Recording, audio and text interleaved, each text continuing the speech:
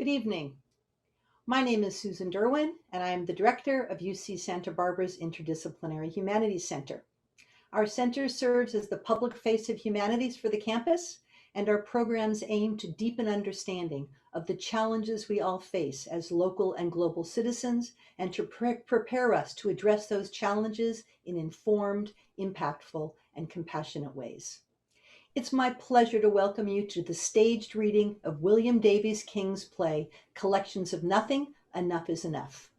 This is a companion event to the talks on collecting and hoarding that took place earlier this evening, and it was originally scheduled to take place on campus at the Interdisciplinary Humanities Center. As you will see, the playwright has creatively worked to transfer and translate the reading of his play onto a virtual stage.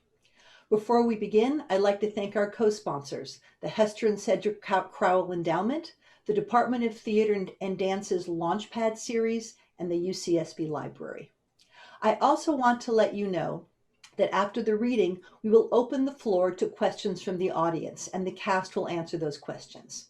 You can submit your questions at any time during the reading through the question and answer function on your screen. But I do want to clarify for the audience that this is a webinar, which means that we unfortunately do not have the ability to have the audience interact directly with our performers and director, much as we'd like to be able to do so. So please do submit your questions and we will answer as many as we can. And now, without further ado, we present Collections of Nothing, Enough is Enough.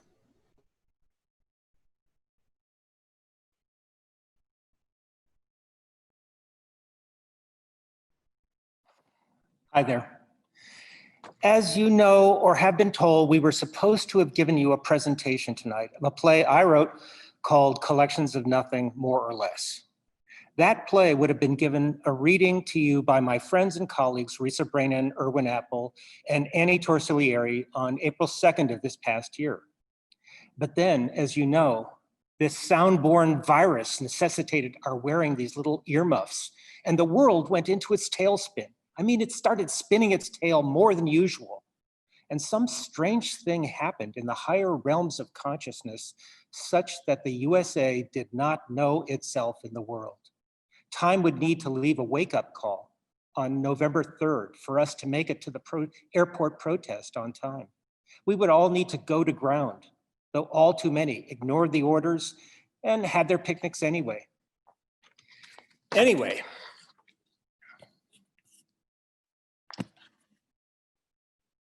our staged reading was to have taken place here.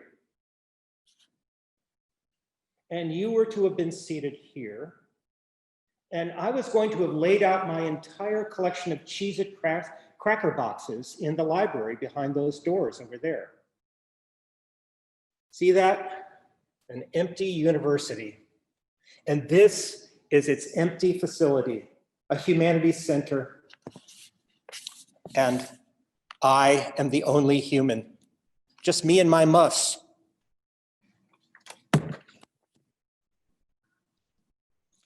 For this reading, the actors would have had their stations along about here. And I was going to be over there at a table reading the stage directions. Well, maybe I should do that anyway, because they are amusing. No. I'm not so sure we should hear any of that now. What was funny in April is not so funny anymore. But the set would have been amazing. I was going to have laid out all over the stage my entire set of collections, and it would be a lot. Like over here, 12 huge bins of cereal boxes. And over here, many banker boxes of pasta and cookies and pretzel bags. And there would be 120, maybe 150 binders, big binders of labels, and cabinets and file drawers and shelf after shelf, a ton load, or maybe 3 tons. I was going to take a giant rake and rake all my collected stuff into a big public pile. A giant collection of nothing that would stand in for me. And in the real play, I would be where you are, watching. Or maybe I wouldn't even watch, just let it go. But these things, these fragments of me would be here instead. But that play is not here. And the stuff is not here, and only I am. Because of this viral assault on our eardrums, I have left all that stuff where it lies, and I am here in a world as barren as any Beckett play. All because of this worldwide panda bear or whatever that went viral and necessitated auditory distance. Nothing is here, and nobody, but nobody, can make that magical. If I were only to stop talking, there would be a healthy silence here. So maybe I should. But then again, you are there where you are. And as for me, you might even wonder if here is here. Relative to each other, we are nowhere. And tomorrow we could be even more absent because the day before yesterday was, I don't know. Democracy might be done, and we have nothing to show for it. Real nothing, not ironic nothing. Here, let me show you. Let me establish real nothing. There. Zoom does that so well for you. That's unironic nothing, yeah. And oops.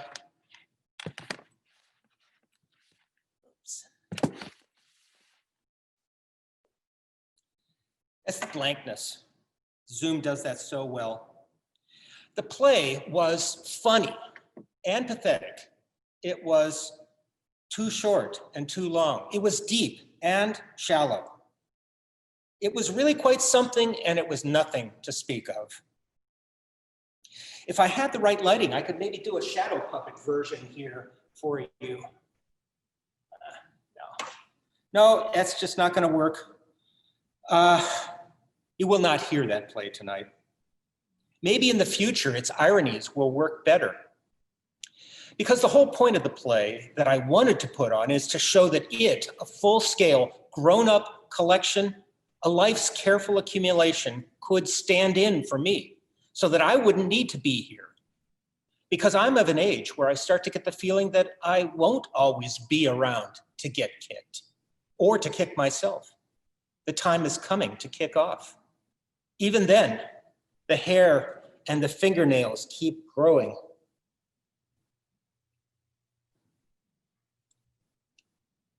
Midway upon the journey of my dark opening monologue, I found myself on the 6th floor of the Humanities and Social Sciences building, having lost my way. And there among the shades, I came upon my mother.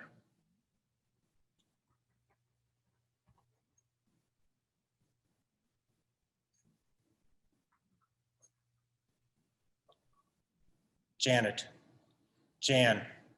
She passed away 9 years ago, morning after Christmas. And I think of her when I think of funerals and when I think of Christmas. So here she is, sort of like the ghost of Christmas past. It's a holiday she loved, tinsel on the tree, silent night, little drummer boy. Sadly, I was not with her when she died. At the very moment of her exit, I was on a dangerous Ohio highway with my wife and daughters, and we were driving from my brother's house in Birmingham, trying to get to Canton before it was too late. Shh! This is important. I need to make this. We had gotten the kind of call you get to say you had better come now. And it happened that there was an ice storm that night. It made the national news. And the call came after dinner. Enormous Christmas feast, all the leaves in the dining room table. Both my brothers were there with their families, a house so full of kings like you've never seen. Bill, tell him to clam up. And my mother and father were going to be there too. But bodily breakdown of the kind that calls for intensive care prevented them from joining us. Godless Yuletide in the suburban South. A wreath on the door, lots of laughter and animal fat and alcohol, clear glass ice on the pawpaw trees and the windows and the roads. But on the telephone, Dad said, It looks like now or never. Please, Bill, I need to get this in the hole. So we got in the rental car and we made good time through the night, and the roads were not as bad as we feared. About 6 a.m., an hour away from the hospital, we got a call to say that we should go straight to the house. And we knew we were too late. Too little, too late, too bad. You made me miss it. We were not there in time or space, only in spirit. That final stroke, 6 feet breaking a little to the right, an elevated green, intensive care, more than she'd ever gotten. She was staring into the abyss where the flag had been, and then she took a bogey.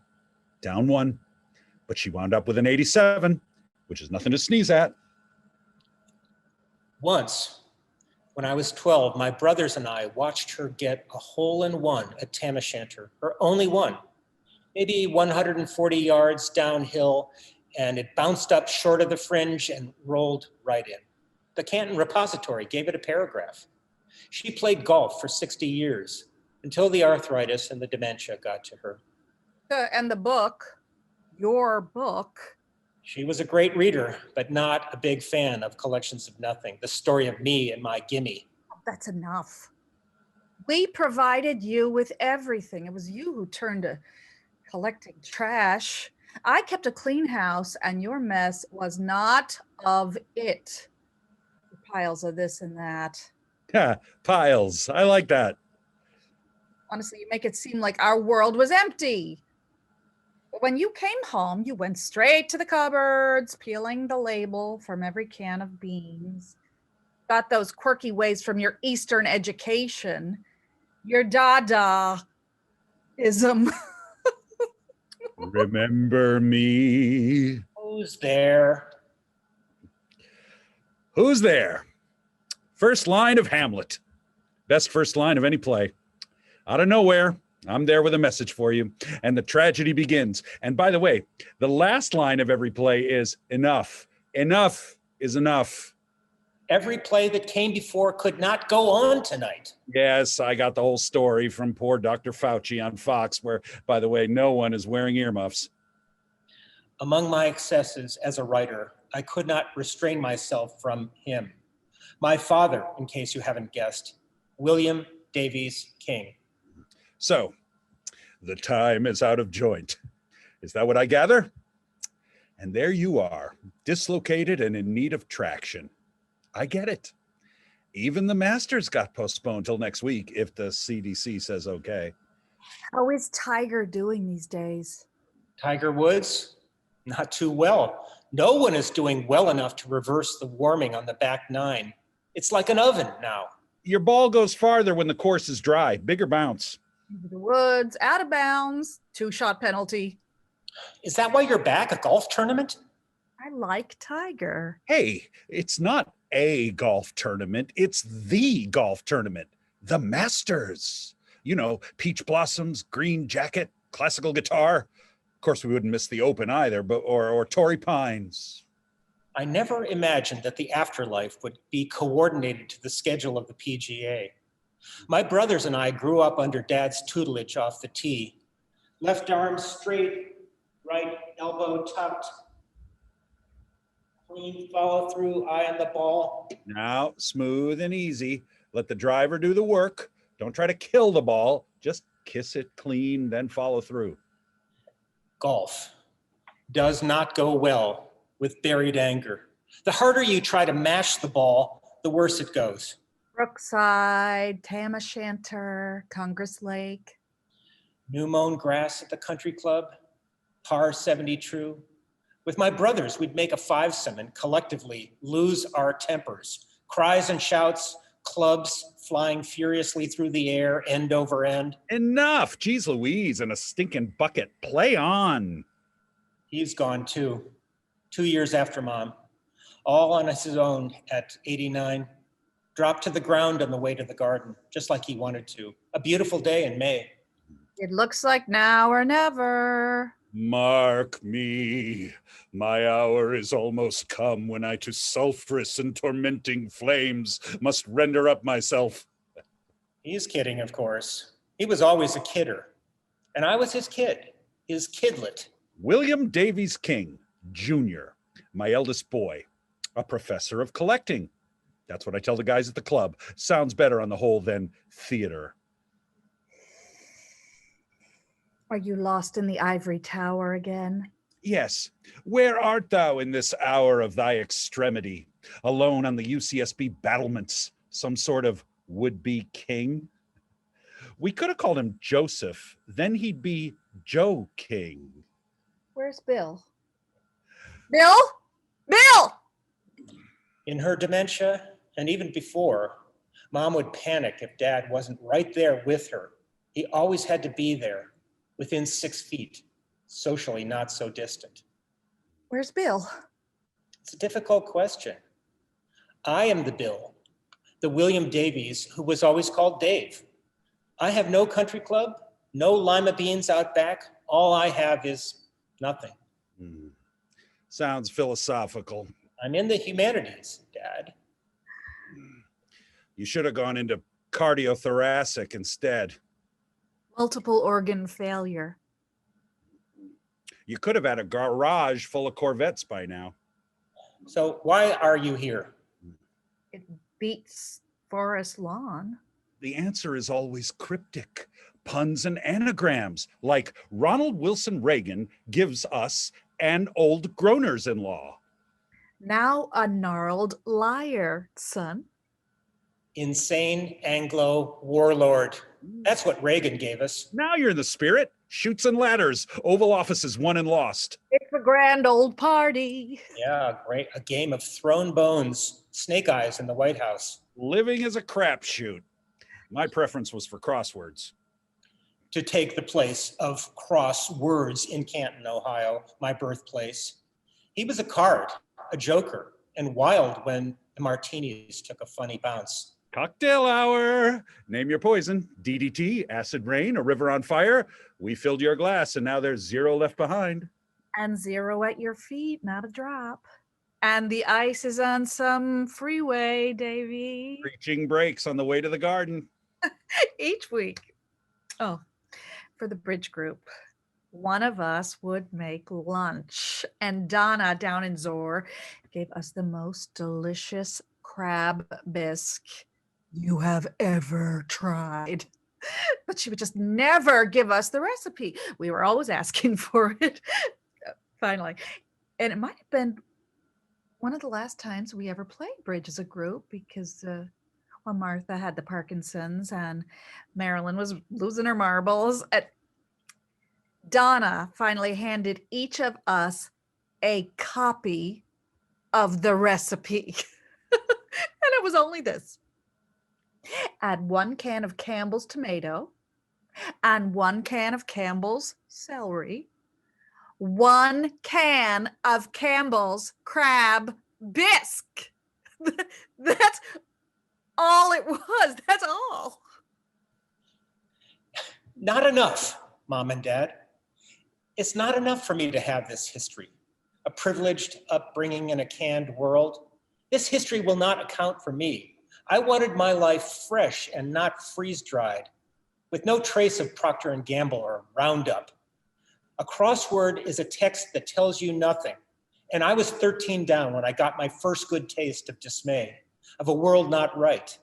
Vietnam, Martin Luther King, Watergate, bullies and snobs, George Steinbrenner, Ohio and the goddamn Electoral College. Hamlet, cast thy nighted color off. What are you bawling about? Ball baby titsy toe. And what's going on with your hair? Are you going hippie? You heard what I was saying before about audio contagion. I haven't had a haircut since February. Barbers talk too much, and I'd rather not look in the mirror. Yes, I heard you crying in your beer. You will find that complaint is the country club consolation of the afterlife, what we call the 19th green. Sad, of course, that your play did not get watched and that a crowd of eggheads could not gather by your side, unmuffled and unmuted, ear to ear, to give you that sense of real togetherness. But why focus on the negative? It's typical liberal grief. Anyhow, you won't catch me wearing headgear. They were unaccountable to me, unaccountable. Ohio is the home of more presidents than any other state, some of the worst, such as William McKinley, who is entombed in a bulbous Canton monument. What sort of bulbous monument are you passing on? General Mills? Chef Boyardee? My thoughts go to the allegorical, like the tree of life. Here, let me show you. You see that? It's a one-day assembly of my entire cereal box collection as a tree of life. The trunk is 112 life cereal boxes. Otherwise, there could be no tree. Sorry we missed your family tree. We were at the US Open that week. Pebble Beach. Senior Phantoms can enter for free. Look there, that's Ruthie and Eva, and they made the sun from Cheerios. What will it be to leave them that? Where's Bill? Bill! Bill! All those boxes. Cremation? Bill! And the next day we took it down, restored the stuff to plastic bins, back to the storage unit, that is me. I don't want my monument to be a storage unit. Bill! It's guilt. I see such clogs in my practice all the time. Suction it out. You've got the bill in your name. Time to pay up. I could watch this all day. Whereon do you look? Do you see nothing there? Nothing at all. Yet all that is, I see. Me and my coffins. It seems we are mourning the fact that this could not be the occasion for his transcendence. History has taken one giant shit, and that is the world of the future. I'm glad we didn't live to see it. Bill, watch your language. I thought there could be theater. He wanted there to be theater. Pass it along. He wanted there to be theater. Pass it along. I did not want there to be rhetoric. I'm sick of rhetoric. My art is not about rhetoric. I thought there could be art. His art is not about rhetoric. Oh boy. Did anyone hear the timer go off? Oh boy. Seems like he wanted some sort of rebirth. Rebirth sounds expensive. I thought there could be meaning. Art? Meaning? I thought that kind of vocabulary was obsolete in California. Seriously. Okay, meaning, art, theater. Big Christmas wish list. Past, present, future. And so you needed ghosts. Oh. But get realistic. It seems like you're asking in jokey prose for Shakespeare. Hamlet, for God's sakes. When the material you have to work with is bottle caps and the little stickers you find on the pieces of fruit. Yeah, I mean, of course, you have a lot. So much. Enough to fill a stage. A mountain, I could climb on it. You could sink into it. Is that where this is coming from? Are you drowning? I do seem to perceive that you are out of your depth, Dave. Well, wait, Bill, let me work this out. You need theater because a play should mirror the world you're living in. And from what you say, it sounds like that world is a meaningless mess. Yep. It still is on November 5th. I remember the hanging chads. Is that what's hanging you up, Gorvy Bush? Let's give him some space, Bill. If you isolate him from his bins and binders, you find a boy who wound up wondering where the hell he is. That's his pitch. I think it might be a Citizen Kane sort of thing. He's looking for all those mad magazines I threw out years ago, or the sled he called Nosebleed. You're talking funny, Mom. He's struggling to get out from under himself. This self he fears might be a trash heap, but delivery could be difficult. You're scaring me. You don't sound like you're in Ohio anymore. Oh no, we moved out recently. We got ourselves a very nice columbarium, and our old friends are all around us. Hoping for a visit. If you look on Google Maps, you can still see the square of earth where your garden grew, with the best tomatoes ever. Compost! I worked it into the soil. It's worth thinking about. It's something a human can do. Nowadays, it's something a human can become. Tam O'Shanter's just a park now. though you can still see the sand traps. That hole-in-one is like a cemetery waiting for a headstone. Ohio, a quiet place to decompose. Nice people, know what I mean? Where is it now? I can't find it on Google Maps or on the GPS or in my mind. Firmly in the red, I would hope. Actually, we cannot be sure of anything now. He thinks about us. He goes to something he calls Google Maps. He wonders how we'd vote. He wonders whether we would break a political habit formed in infancy. I just have to say that the life you left me lacked substance, and now it has grown so tenuous. You think our world was less tenuous or substantial? The will,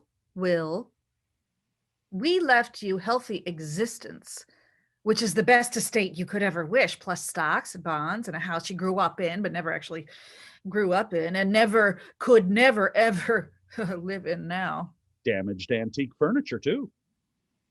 If you want to think of us that way. Old family photos.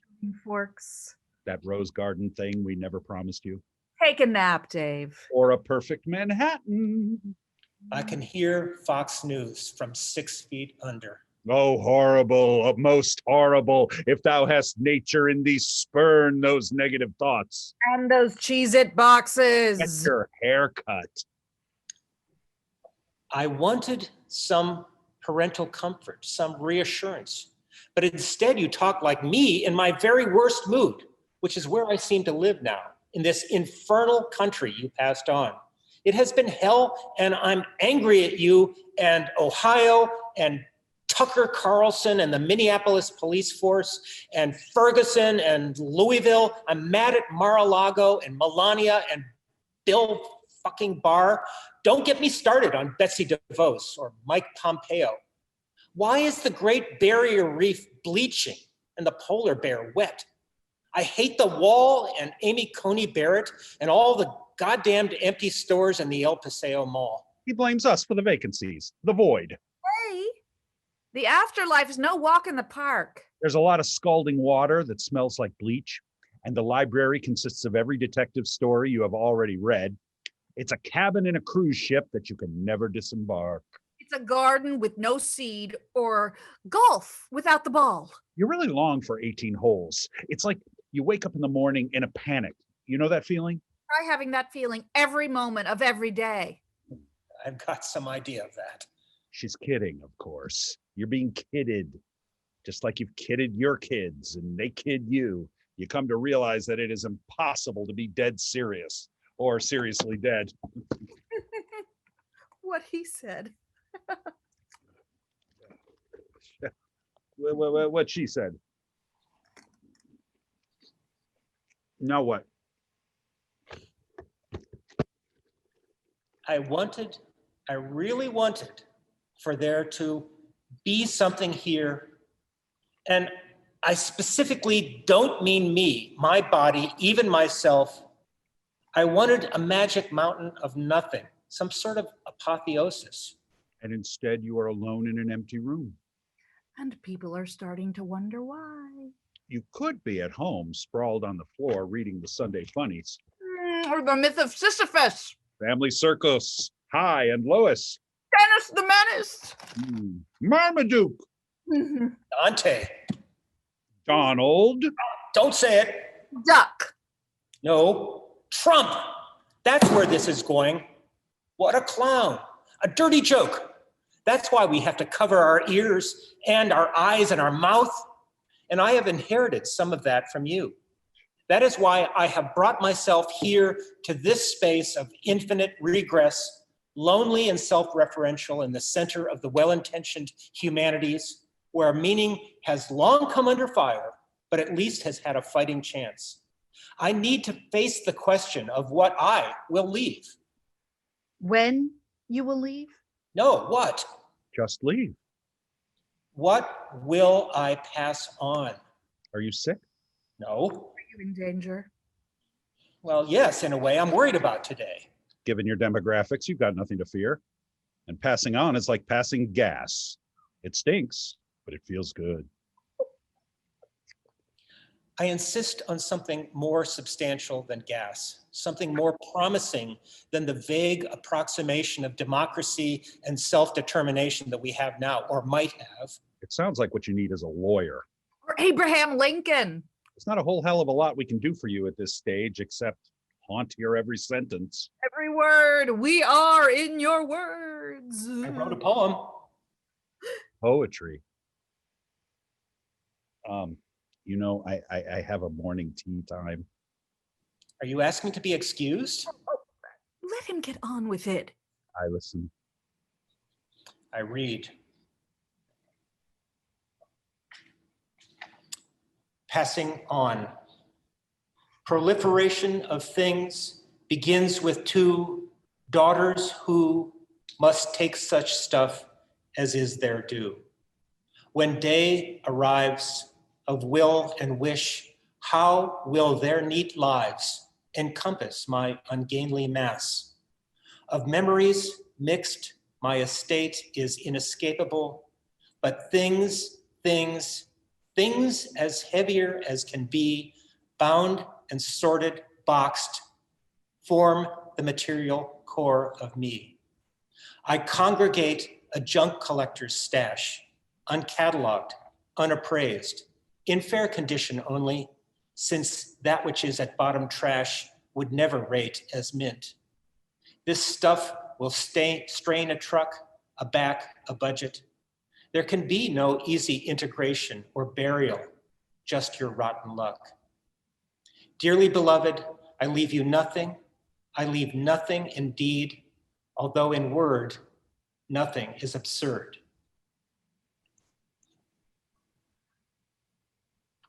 Yeah, that's certainly a poem. Thanks. And with that, good night. No. And Don't leave. It's hard to explain, but somehow I need you here. I'm stuck on this question of what happens to the collected self when the collecting self is no longer there to collect. the afterlife is your wife and children. Simple as that. You got that right in your poem. And a dumpster for the rest. Full fathom 5. Deep 6. We can give you a tour if it will help. We'll show you what's in store. Turn your camera off and I'll share screen. All right.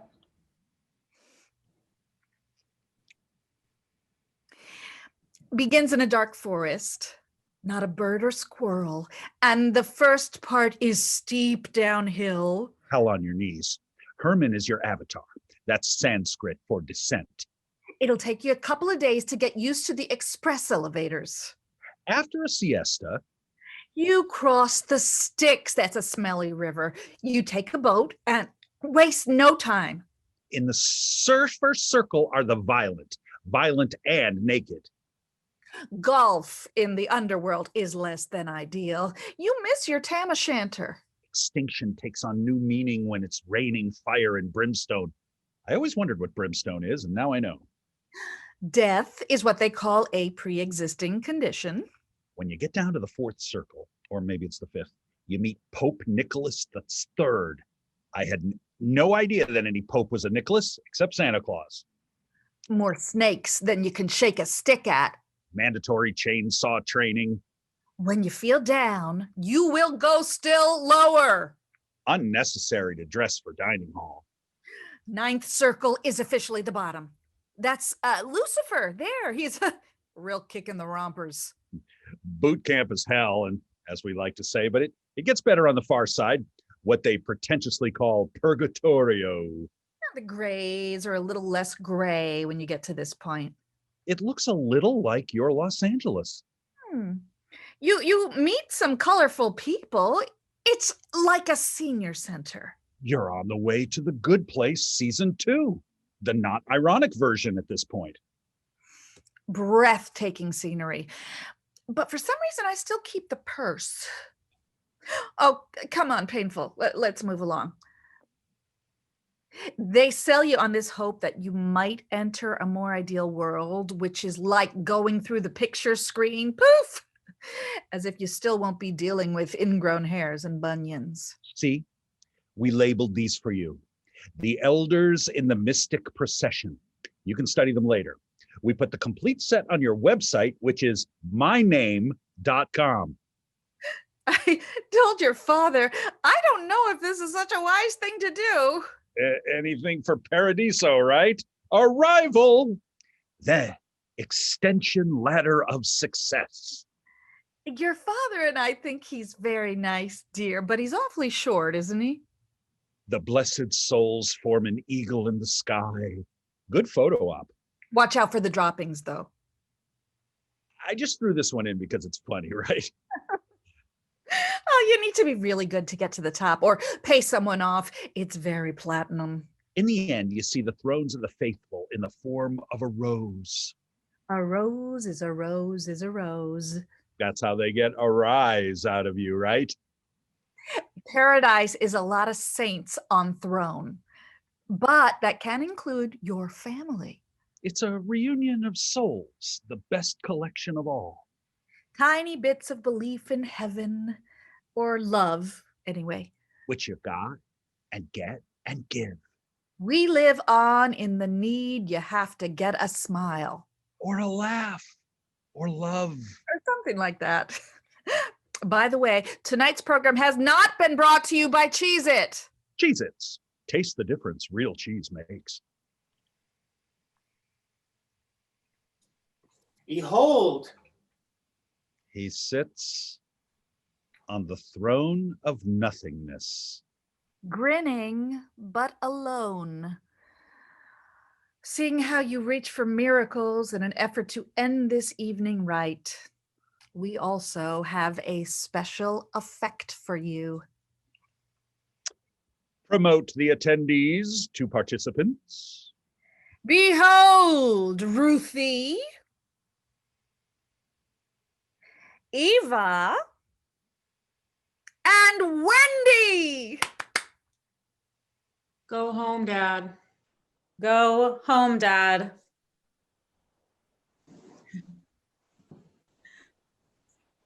You're muted, Wendy. Come home, Dave. is it safe? Has Pennsylvania finalized? Is Nevada still in the lurch? Is everything going to be okay? Oh my God, Dad. We are inheriting so much from you. And one little piece of that is this messed up political system, which, by the way, no matter who wins, we'll still be left with so much work to do. So let's just put that aside. In terms of legacies and inheritances, the collections we love, and rest assured, we will find a way to honor them together as a family.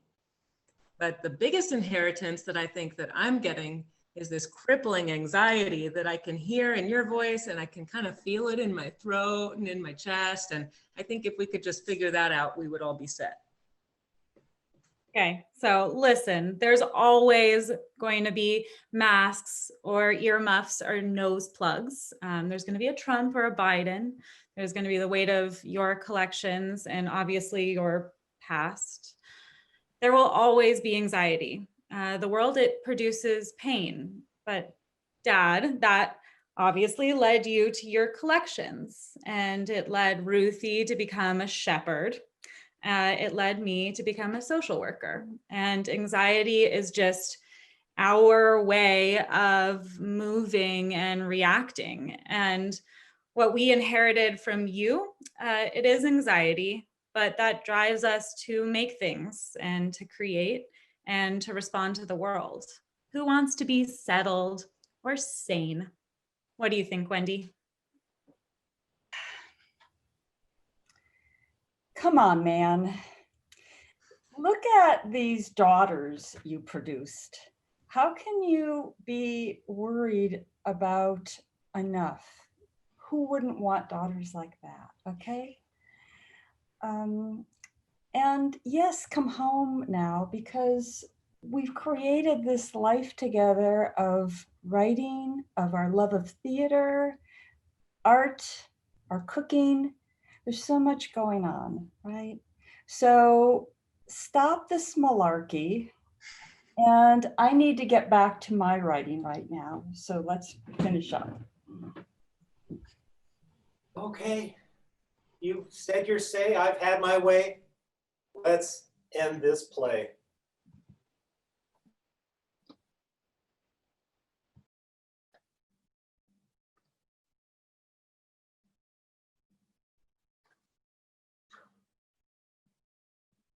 Oh God, it's that nothingness again.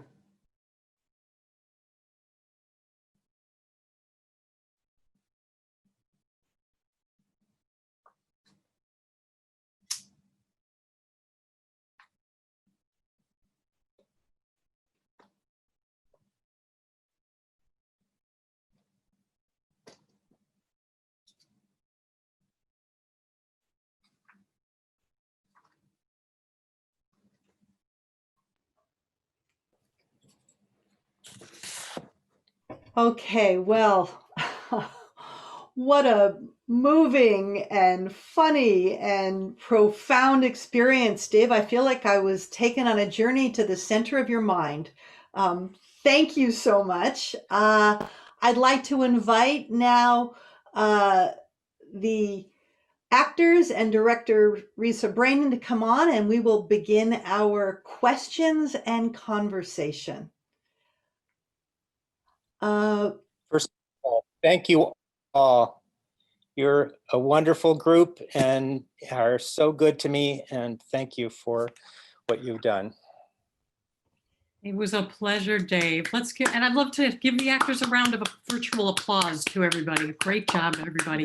And also our stage manager, Emily, who's doing all the stuff behind the scenes. Thank you, Emily. And thank you, Susan, for having us collaborate on this great thing. Well, it's been a joy. We have mostly sort of exclamations of appreciation in our question box. People loved it. Bravo. Powerhouse performances. Bravo. Thank you. How on earth could you have done this play without your biblioges? Dave, do you want to take that one? I mean, that was the big creative edge, I'd say. It really, and that creating of the dictionary book that I showed earlier today, that was the thing that coincided with my writing the first draft of the play. And it really suggested that maybe in all the stuff I have, there's some way to agglomerate it differently, to somehow make it into something that would go beyond. And since I'm a fanatic about books, it just made total sense to delve into the books and reduce them in volume. One of our audience members was thanking you for the existential mirror. Do you want to comment on the existentialism of your mirror? Do you see this as an existential mirror, your play? Oh, yeah. And in the talk this afternoon, I kind of gave a little thread to my existential guardians or guides. So it's there, but like most people in the fine arts, I respect philosophy at a distance and not in a professional way. So when I think of existentialism, I think immediately of Beckett and the other O'Neill and the great playwrights who take us into the complexities of what it is to live a human life. And now and then a philosopher gives a nice term and helps out with some ideas, but really it's the artists, I think, who have always given us a better guide. Risa, what do you want us to know about directing this piece? Well, one thing I wanted to say was that the ending, the Wendy and Eva and Ruthie, we did not know what they were going to say. And I did not know either. nobody knew. And we had a rehearsal where they basically, we figured out, you know, how they would come on camera and all that and the timing. And then they said, well, we figured out what we're going to say. But I'm going to say that it was so moving what you said, the three of you. And thank you for that. That was really incredible. And Annie and Irwin, what was the experience for you playing mom and dad? Well, of course, we don't know Dave's mom or dad. And so we took artistic license, tried to have some fun with who these people might have been in some magical alt reality. But it's a delightful piece, Dave. Well done. Really a lot of fun to be a part of. And I should say that even to me, what I wrote was not my actual parents. It was the parents that live inside me and the parents that, you know, keep me awake at night or wake me up in the morning sometimes. You know, it's the parents internal and also in a stressed moment. But I mean, the humor that you brought to it is really gets right at it. And you all invoked Biden at the end, and Oh, that was very moving. when he said, you know, what a clown, that was really very important in terms of finally realizing what I was getting at, because they were humorous people, my dad especially, very humorous people, and they instilled in me some kind of sense of humor that is so obscure and Ohioan, and you know, I don't know, not ready for prime time. But anyway, so that's a legacy that they passed on to me. But also that other thing of, you know, an ingrained way of looking at the world and a way of looking at politics, and something that also was passed on to me or thrust onto me. I'm not sure, you know, obviously I'm kind of leaning toward the latter term right at the moment, but so those are the ingredients that came together in the play. And anyway, in so many ways, you physically remind me of my parents. I hope And that's you good. also, you know, just picked up on those qualities and brought them across so beautifully. It really, you know, I put them through the trial of rewriting this play massively every time we had a rehearsal. And what do we have? A total of 4 rehearsals or something like that. And But also there were several other versions of the play since before April. You had 2 or 3 completely different versions of this play. Yeah. yeah, so for you to have kind of adapted to that, well, it just says what pros you guys are. We love it. Risa knows this. I actually like it that way. I would have been fine with new lines in the middle of the show, just stuck in the chat somewhere. I actually think that's part of I it. thought of a couple. But too. but I also just want to say, I don't know about playing your dad, but I am blown away by your daughters. You both are amazing, and of course, I already knew that Wendy is amazing, and so I was so moved at the end. And also, I wanted to say I'm really moved at the beginning, especially tonight, watching you walk through that empty IHC, and I bet the whole audience was really affected by that. And you talk about the empty university, and there you are alone in earmuffs walking through a room that probably most in the audience know that room, know that place. And I thought that was brilliant. That whole opening was just a brilliant piece of writing, Dave. And that but the idea of moving around with the laptop, like that was really moving to me. So I don't know if that has anything to do with playing your dad, but I just wanted you to know that.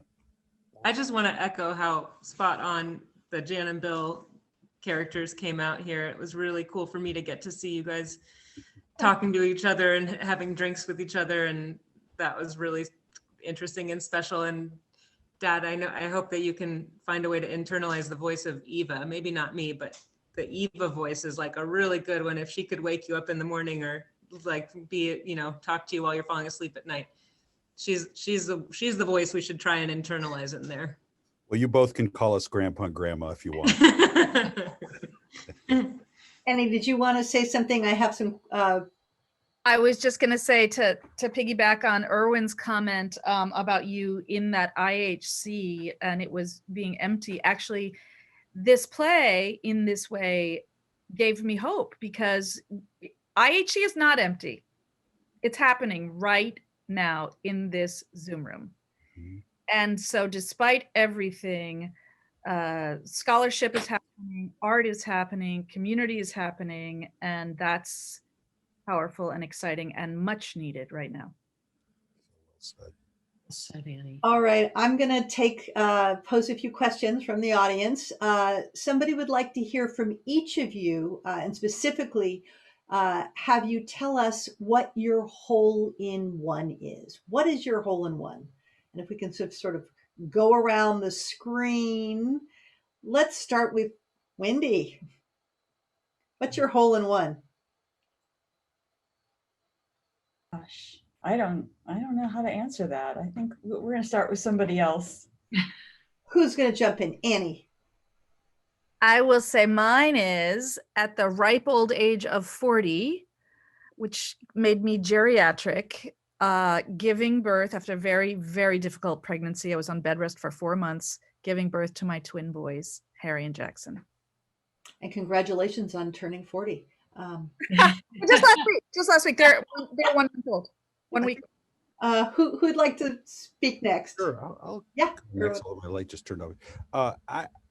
I'll answer that more in relation to tonight, and like my hole-in-one always, but with every play or with everything tonight is you just want to get it right. You know, you want to feel like you're doing the playwright and the director and the other actors proud, and that you're holding up your end, and that you're keeping a kind of rhythm going, and there's a hole-in-one in getting every line right. Hard to explain, but it's like a little niche it goes into, and you can feel it's not so much you mess up the line or say the wrong line, but you can feel if you just don't quite fill the moment. And so when you fill the moment when you're acting, that's a hole-in-one. Right. Eva. I'll start by saying that hole-in-one I know is a golf term, but I stopped playing golf from a very early age when I ran over my grandfather, represented in this play, in a golf cart. Why did they put a 6-year-old in charge of driving a golf cart? I don't know. But after that happened, and then Ruthie, I'm going to rat you out, who, when she was also a child, swung a golf club and gave the neighbor boy, 6 stitches in his head. We weren't allowed to play golf anymore. But hole-in-one means like, what'd you just like nail on the first kind of shot? And I just have to say that I feel like my hole-in-one in this life is just being so lucky, so privileged and so lucky in this world to have this family and to be able to see all the creative and weird things and places that you take us on the day after the election, and just the like everything that's happening in my body right now. And it's like, yeah, okay, but also I'm going to do this play tonight. And I think that I just feel really like, yeah, I made it, and thank you. And well done, Dad, and everyone. Thank you. Yeah, we're bad at sports analogies.